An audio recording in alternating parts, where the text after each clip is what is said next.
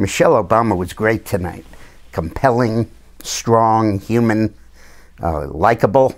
All of my concerns about her saying she hadn't been proud of this country until her husband was nominated went away. I really came away convinced that she truly cares, that she's a great American, that she loves this country, that she loves the people she helps, that she is committed to helping servicemen and women and their families around the world. I buy all of that. I really was moved. But what's that got to do with her husband? You know, she seems to feel that being First Lady is a separately elected position, you know, like senator or governor. It's not. It's part of being president. And in terms of the good she did for Obama himself, I think that was pretty limited. First of all, her comments were on Barack were all about his personality and his character and his values. And those are all Obama's strength. He routinely polls about 7 to 10 points better on personal favorability than on job approval. And she spoke to the personal favorability. She probably raised that for 3 or 4 points. But I don't think she had any impact on his job approval, which is what is going to determine whether he can get elected or not.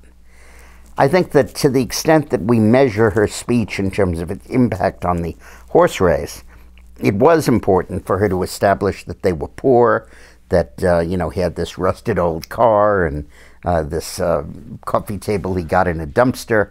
That kind of stuff was important because it contrasts with Romney's perceived upbringing. On the other hand, Romney used an ironing board as his dining room table, so I guess the furniture metaphors are going over the top here.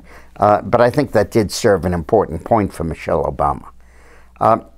I thought that the defect of this evening for the Democratic Convention as a whole is it really improved my opinion of 2 specific people, Mayor Castro of San Antonio and Michelle Obama, the First Lady. I don't think it did much to address the strategic conundrum that Obama faces. Ann Romney's speech was directly related to Mitt Romney's problems in getting elected president. Directly. Because a lot of people felt that they wanted a change, they wanted to vote for someone other than Obama, but they were worried that Romney was an elitist, a rich guy, a snob, removed from the problems of the average person. And when Ann Romney explained that he wasn't, and gave examples of that, and showed him during her MS and her cancer and all of that, then we really came to overcome that doubt about Mitt Romney, and that was very productive of people being willing to vote for him. But Obama's never had a problem with those issues. Those have always been his strengths. So in a sense, when Michelle Obama reinforced those strengths, I don't think that she does much to actually put points on the board for her husband. Now, tomorrow night we're going to have the spectacle of Bill Clinton talking. And the problem is that he brings into his speech the baggage of all the stuff he's said already.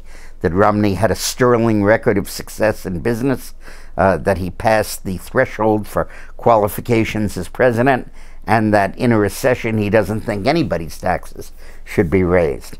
So President Clinton is not only going to have to endorse Obama, he's going to have to sell people over his own rhetoric. But I think that the whole session tonight for me highlighted how tinny and limited everybody sounds when they start trying to tell us that things are great, that they're doing better, that we're on our way to recovery, that we're creating jobs hand over fist. When you listen to it, you wonder, are you going to believe the evidence of your own eyes or listen to their speeches? And it sort of casts a pall over everything else that they say. It really makes you kind of wonder if any of it is right. And even the focus on equal pay for equal work. Well, that's great. I'm for it 100%. But you have to have work to have equal pay. And 90% of the job loss under Obama has been among women. So it seems to me that all of that begins to ring a little bit tinny. And we'll see if in the next 2 nights of the convention they can overcome that. So this afternoon I'll be offering further thoughts about the convention, talking about Bill Clinton and his speech. And then during Clinton's speech, I'm going to be online at dickmorris.com and tweeting and commenting on the speech as it evolves. And then I'll see you again also on Thursday, where I'll do 2 videos about the convention. Thanks a lot for watching.